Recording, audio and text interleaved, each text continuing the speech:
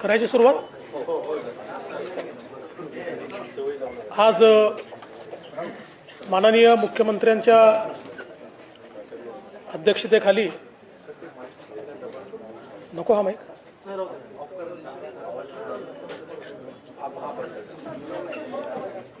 हा थोडा हळू करून टाका। आज माननीय मुख्यमंत्री महोदयांच्या अध्यक्षतेखाली मंत्रिमंडळाची बैठक झाली आणि अनेक महत्त्वपूर्ण विषयांवर आज मंत्रिमंडळाने निर्णय केलेला आहे। काही लोकोपयोगी निर्णय ज्याची महाराष्ट्रातली जनता सातत्याने वाट पाहत होती, असेही निर्णय माननीय मुख्यमंत्र्यांनी आज घेतले आहेत। मी माननीय मुख्यमंत्र्यांना विनंती करेन की आजच्या निर्णयाच्या बद्दलची माहिती त्यांनी माध्यमांना आणि माध्यमांच्या माध्यमातून जनतेला द्यावी। नमस्कार, सगळ्यांचंच मी मनापासून या ठिकाणी स्वागत करतो। आज कॅबिनेटची बैठक झाली, त्याच्यामध्ये अनेक विषयांवर चर्चा झाली, निर्णय झालेत। DCM साहेबांनी आपल्याला आता सांगितलेलंच आहे की शासनाने काही लोकहिताचे निर्णय घेतलेले आहेत आणि आम्ही तुम्हाला आधीच सांगितलंय की हे शासन जे आहे सर्वसामान्य माणसाला दिलासा देणारं शासन आहे। समाजातल्या सर्वच घटकांना न्याय देण्याचं काम हे शासन पुढील कालावधीमध्ये टप्प्याटप्प्याने नक्की करणार आहे। त्याची सुरुवात देखील आम्ही सुरुवातीच्याच पहिल्याच कॅबिनेटमध्ये चर्चा करून तशा प्रकारचं सुतोवाच केलं होतं। आज मला या ठिकाणी समाधानही वाटतंय, आनंदही वाटतोय की DCM साहेब आणि मी आणि आमचे सर्व सहकारी यांच्याबरोबर चर्चा केल्यानंतर जे दर जे आहे जागतिक बाजारपेठेमध्ये कच्च्या तेलाच्या किमतीवर अवलंबून आहेत आणि त्यामुळे त्याच्यात जास्त सातत्याने वाढ होत असल्यामुळे देशभरामध्ये राज्यभरामध्ये पेट्रोल डिझेलवर दरांमध्ये वाढ होती आहे आणि म्हणून केंद्र सरकारने देखील 4 नोव्हेंबर 2021 व 22 मे 2022 रोजी पेट्रोल डिझेलच्या करामध्ये कपात केली होती आदरणीय प्रधानमंत्री महोदयांनी निर्णय घेऊन। आणि त्यांनी राज्य शासनाला देखील तशा प्रकारचं आवाहन केलं होतं की आपला देखील जो काही कर आहे तो देखील आपण कमी केला तर सर्वसामान्य माणसाला मोठा दिलासा मिळू शकतो। परंतु काही राज्यांनी त्यांचं आवाहन आणि ज्या काही सूचना होत्या त्या मान्य करून राज्य सरकारचे दर कमी केले होते, परंतु आपल्या महाराष्ट्र शासनाने ते कमी केले नव्हते। आणि आम्ही या ठिकाणी युतीचं सरकार स्थापन झाल्यानंतर ठरवलंय की ज्या ज्या माध्यमातून आपली सगळी आर्थिक परिस्थिती लक्षात घेऊन आपण एक एक निर्णय जनतेच्या हिताचा घेतला पाहिजे। आणि म्हणून आज आम्ही पेट्रोल आणि डिझेलवर, पेट्रोलवर 5 रुपये आणि डिझेलवर 3 रुपये अशा प्रकारचं जे दर आहेत ते कमी करण्याचा निर्णय घेतलेला आहे। यामुळे जवळपास 6000 कोटी रुपयाचा शासनाच्या तिजोरीवर भार पडेल, परंतु 6000 कोटी रुपये जनतेला त्यामधून दिलासा मिळेल। हा एक महत्त्वाचा निर्णय या ठिकाणी आम्ही घेतलेला आहे शासनाने। यामुळे जे काही डिझेलचे गुड्स ट्रान्सपोर्ट आहे त्यामुळे झालेली वाढ आणि मग त्याच्यामुळे जे काही वस्तूंवरच्या किमती वाढल्या त्याच्यामुळे देखील दिलासा मिळेल आणि थेट पेट्रोलमध्ये देखील आपण 5 रुपये कमी केल्यामुळे थेट नागरिकांना दिलासा मिळेल। त्याचबरोबर आजच सकाळी प्रधानमंत्री महोदयांनी फोन करून सूचना दिल्या होत्या की राज्यामध्ये 18 ते 59 या वयोगटातील सर्वांनाच बूस्टर डोस मोफत देण्याचं केंद्र सरकारने जाहीर केलेलं आहे. पण त्याची अंमलबजावणी मोठ्या प्रमाणावर राज्यात देखील झाली पाहिजे आणि पुढच्या 75 दिवसामध्ये एक टार्गेटेड प्रोग्राम, एक आपला सगळ्यांनाच याचा बेनिफिट झाला पाहिजे, संपूर्ण महाराष्ट्रामध्ये देशव्यापी मोहीम घेऊन अशा प्रकारचे देखील आवाहन प्रधानमंत्री महोदयांनी केलेलं आहे. त्यामुळे जे काही पॉझिटिव्हिटीचं जे कोविडचं प्रमाण आहे ते कमी होईल आणि सक्रिय रुग्णांची संख्या कमी होईल आणि मोठ्या प्रमाणावर 18 ते 59 वयोगटातल्या सगळ्यांना याचा बेनिफिट होईल. त्यामुळे आमचं शासनाचे सर्व आज त्याच्यामध्ये कॅबिनेटमध्ये देखील चर्चा याच्यावर झाली. मुख्य सचिव आणि आरोग्य विभाग आणि सगळीच यंत्रणा जी आहे सगळ्याच माध्यमातून या ठिकाणी हा बूस्टर डोस जो आहे सगळ्यांना मिळेल, बूस्टर म्हणजे त्याची आवश्यकता आहे ते मिळेल आणि त्याचा फायदा सर्वसामान्य लोकांना होईल.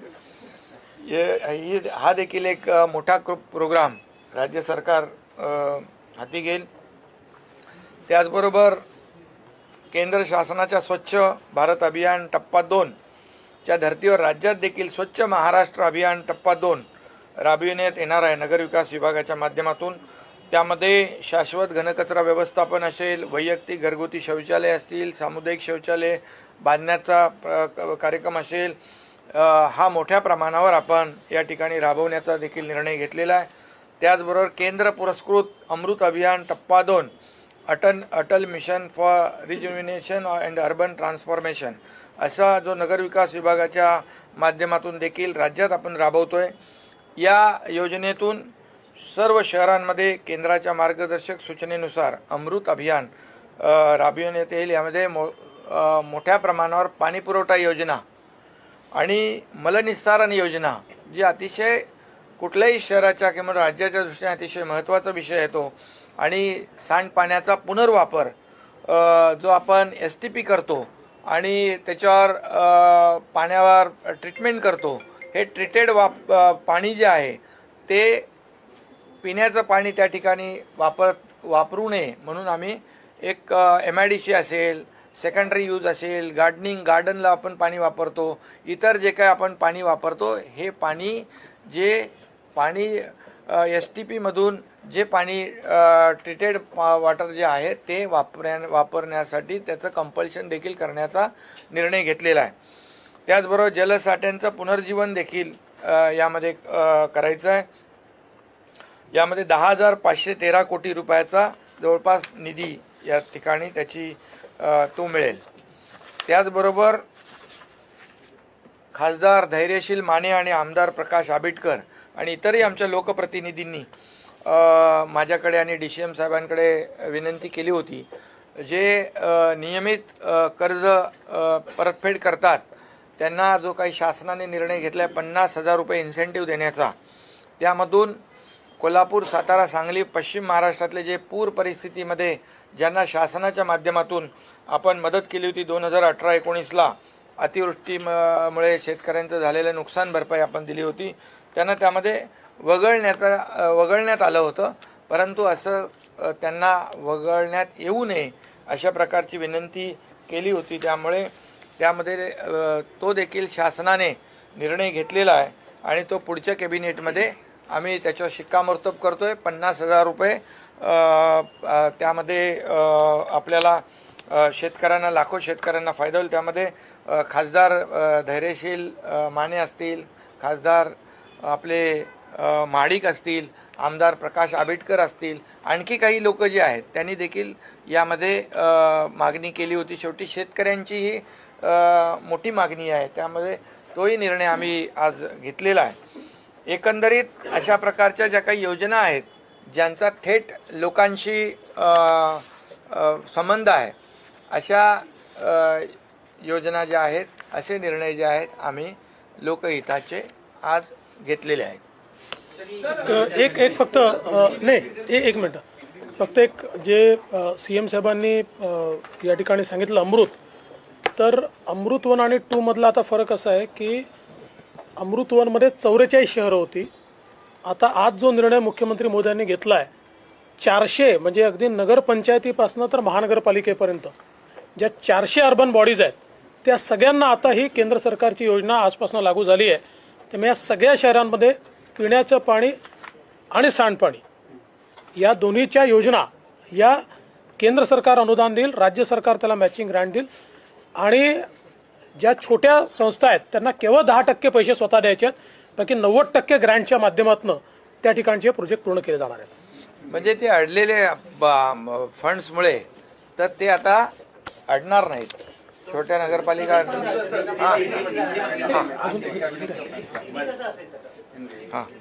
काही अजून नगर परिषद नगरपंचायतीच्या ज्या नगराध्यक्षांच्या निवडणुका ज्या आहेत त्या 2018ला तो निर्णय घेतला होता, पण नंतर तो बदलला होता. तर त्या देखील थेट पद्धतीने घेण्याचा निर्णय देखील आज घेतलेला आहे. ग्रामपंचायतीचे देखील सरपंच जे आहेत थेट त्याच्यामध्ये त्यांची निवडणूक होईल आणि असे देखील महत्त्वाचे निर्णय जे थेट लोकांच्याशी निगडीत आहेत.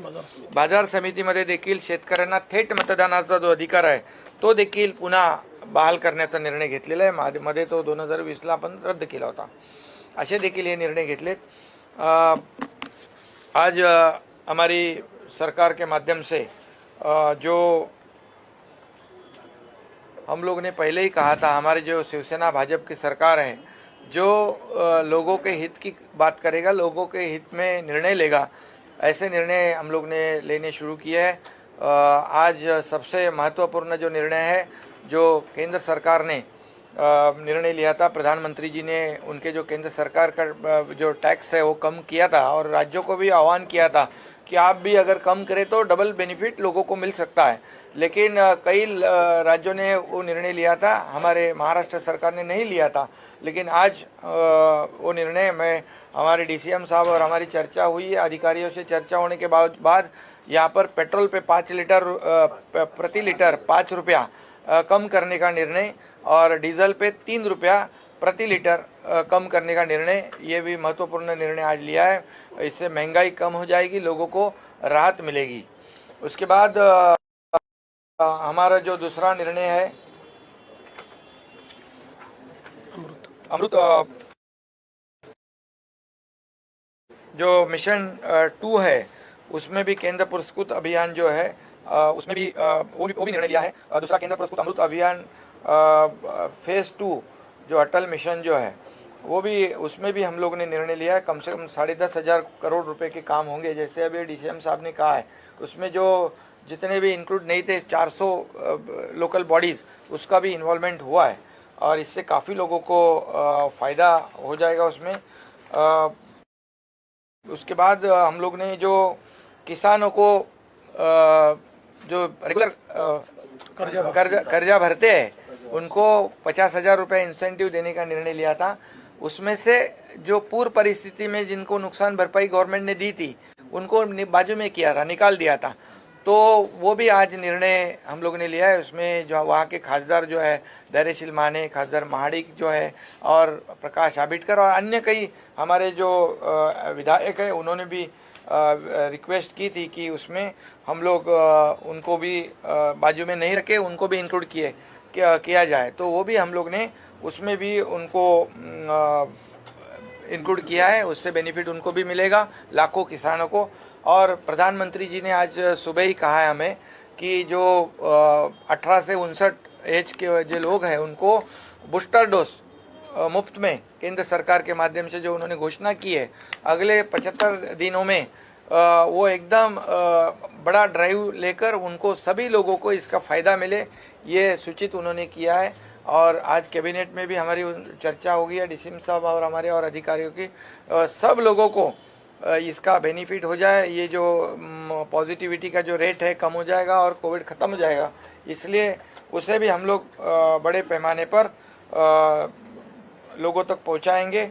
सभी लोगों की मदद, जो लोकल बॉडीज़ है, NGOs है, आरोग्य संस्थाएं हैं, और सभी टीम जो है वो एकत्रित होकर काम करेगी ताकि लोगों को बहुत फायदा हो जाएगा। सरपंच और वो नगर परिषद के नगराध्यक्ष है उनको भी डायरेक्ट उनका चुनाव हो जाएगा। ये भी बहुत बड़ा निर्णय सरकार ने लिया हुआ है। एक सेकंड फक्त एक मला सीएम साहेबांनी एक निर्णय मला घोषित करायला सांगितला आहे। आणीबाणीच्या काळामध्ये ज्या लोकांना जेलमध्ये राहावं लागलं, देशातल्या वेगवेगळ्या सरकारांनी त्यांना गौरवनिधी किंवा पेन्शन देण्याचा निर्णय हा 15-20 वर्षापूर्वी घेतला होता। बिहारने घेतला होता, यूपीने घेतला होता, मध्य प्रदेशने घेतला होता, राजस्थानने घेतला होता। महाराष्ट्रामध्ये तो प्रलंबित होता। 2018 साली आम्ही तो निर्णय घेतला होता, पण 2020 साली तो निर्णय मागील सरकारने स्थगित केला। आजच्या मंत्रिमंडळाच्या बैठकीमध्ये पुन्हा एकदा तो निर्णय हा लागू करण्याचा आम्ही निर्णय केला आहे। जवळजवळ 3600 लोकतंत्र संग्राम सेनानी आहेत की ज्यांना आणीबाणीच्या काळामध्ये कारावास भोगावा लागला, तर त्यांना ते पेन्शन आम्ही देणार आहोत आणि अजून 800 ॲप्लिकेशन आहेत त्या मेरिटवर डिसाईड होतील। त्यामुळे हाही एक महत्त्वाचा निर्णय या ठिकाणी घेण्यात आला है।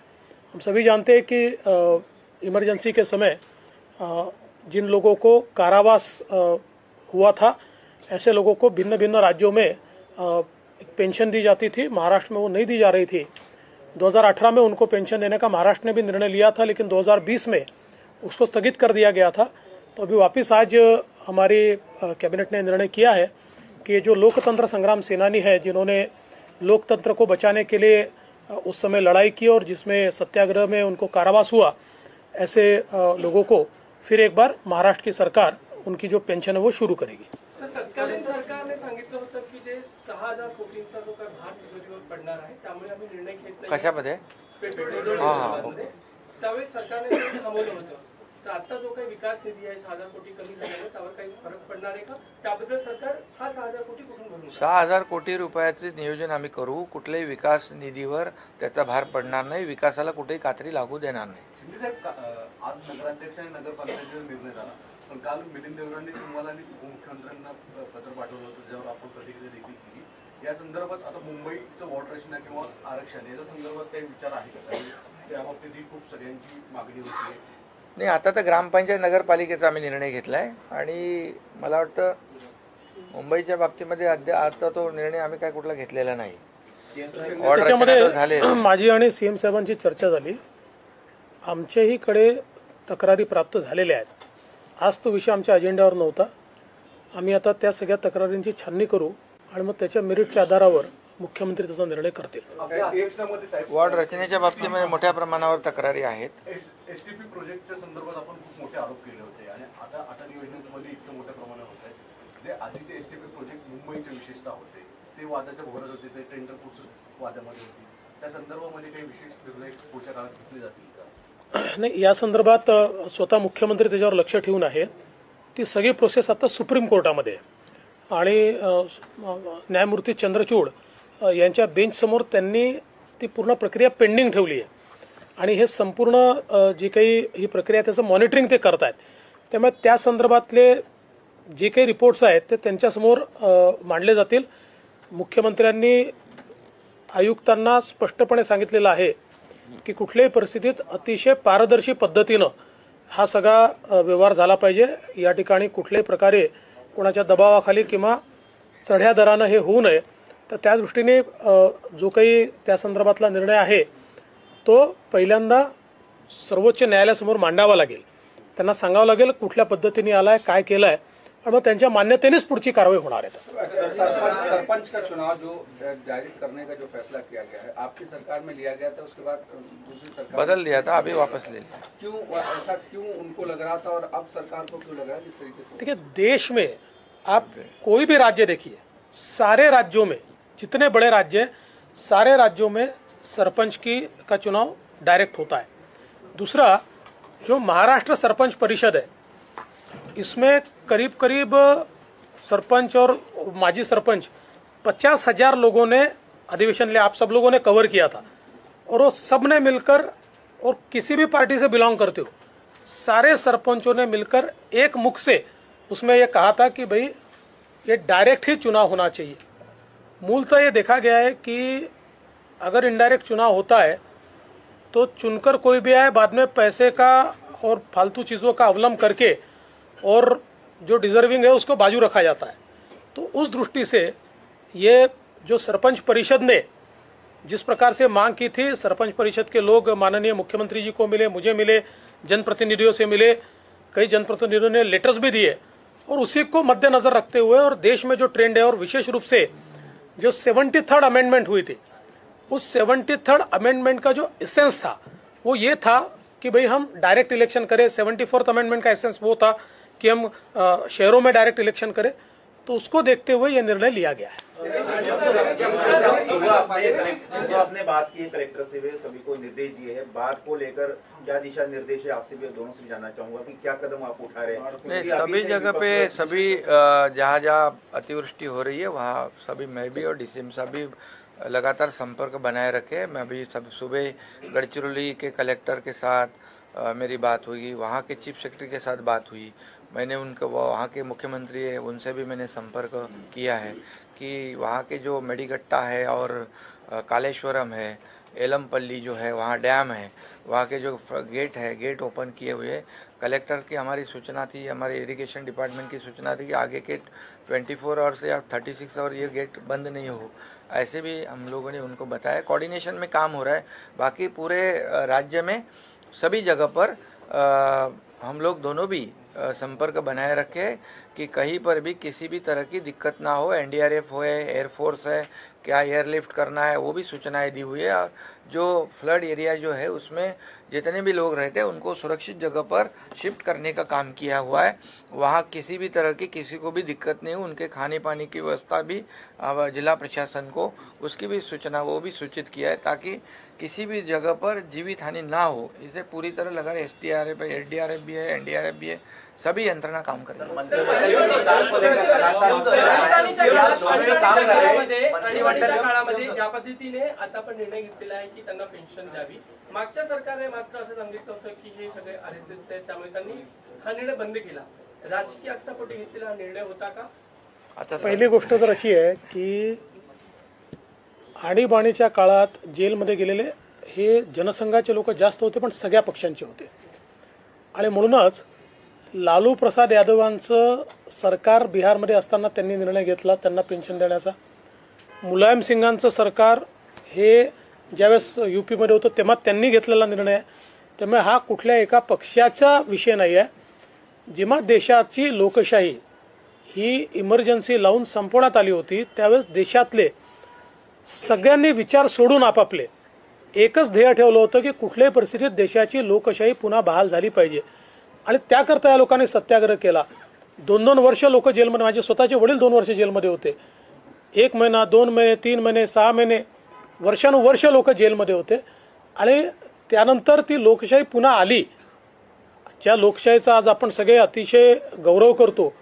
आणि म्हणून या सगळ्या राज्यांनी त्यावेळेस तो निर्णय घेतला होता, महाराष्ट्रात तो राहिला होता, तो निर्णय आता आम्ही घेतलेला आहे।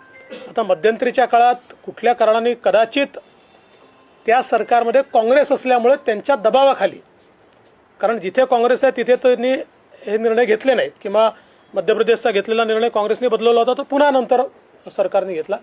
त्यामुळे कदाचित मागचं जे सरकार होतं महाविकास आघाडीचं, काँग्रेसच्या दबावाखाली त्यांनी तो थांबवला होता, पण आता तो पुन्हा आम्ही सुरू केला।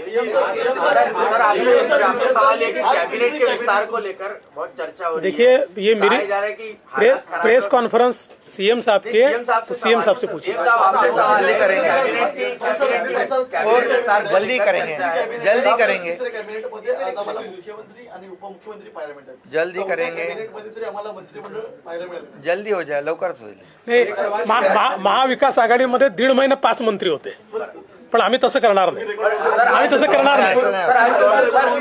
आज द्रौपदी मुर्मू जो राष्ट्रपति के उम्मीदवार है वो मुंबई आ रही है, आप लोगों से मुलाकात है, लेकिन ये भी जानकारी है क्योंकि शिवसेना ने समर्थन दिया है खासतौर से उद्धव ठाकरे जी का जो ग्रुप है, तो क्या उनसे भी मुलाकात होगी? आप आत्तापर्यंत जी माहिती माझ्याकडे आहे त्याच्यानुसार त्यांचा जो कार्यक्रम माझ्याकडे आलाय त्यात काही वेगळी कोणाशी भेट दाखवलेली नाहीये।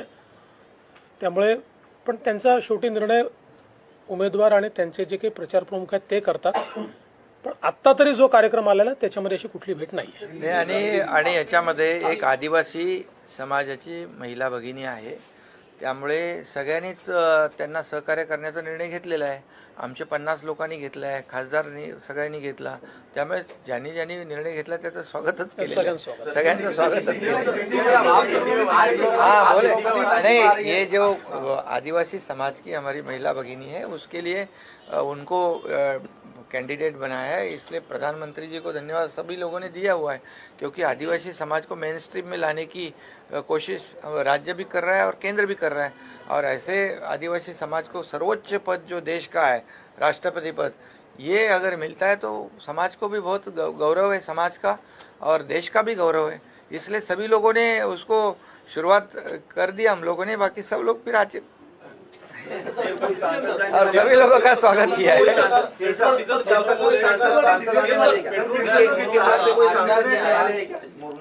नहीं, सांसद वोट करेंगे, पक्का वोट करेंगे. सर, निर्णय पेट्रोल आणि डिझेलचा घेतला आहे, इम्प्लिमेंट लगेच रात्री 12 वाजल्यापासून. सर, याचा जर एक प्रश्न आहे की 21 मेला मागच्या सरकारने एक निर्णय घेतला होता, त्यामध्ये 1 रुपया आणि 2 रुपये व्हॅट कमी केला होता. तो पकडून 5 रुपये आहे की तो वेगळा आहे? साहेब एकच सेकंद सांगतो, पहिल्यांदा तुमचे कन्फ्युजन काढून घ्या की त्या सरकारने निर्णय घेतला नव्हता. टॅक्सेसवरचे टॅक्सेस कमी झाले होते, त्यामुळे त्यांनी एकही पैसा कमी करण्याचा निर्णय घेतला नाही. टॅक्सवर आपण टॅक्स लावतो, त्यामुळे ते टॅक्सेस केंद्राने कमी केल्याबरोबर ऑटोमॅटिक आपले कमी झाले होते. हा कॅस्केडिंग इफेक्ट आहे. हा स्पेसिफिकली आपण घेतलेला निर्णय असल्यामुळे पूर्ण 5 रुपये हे सरकार माननीय मुख्यमंत्र्यांच्या नेतृत्वात कमी करतं.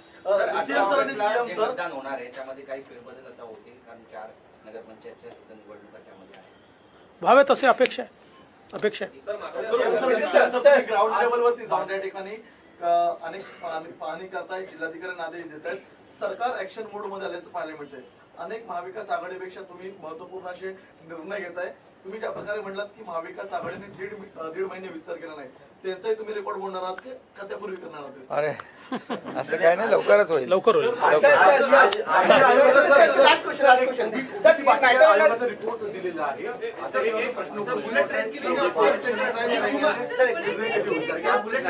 19ला केस असल्यामुळे त्याच्यावर बुलेट ट्रेन संदर्भात मुख्यमंत्र्यांनी कालच सगळे क्लिअरन्सेस दिलेले आहेत. All clearances have been given.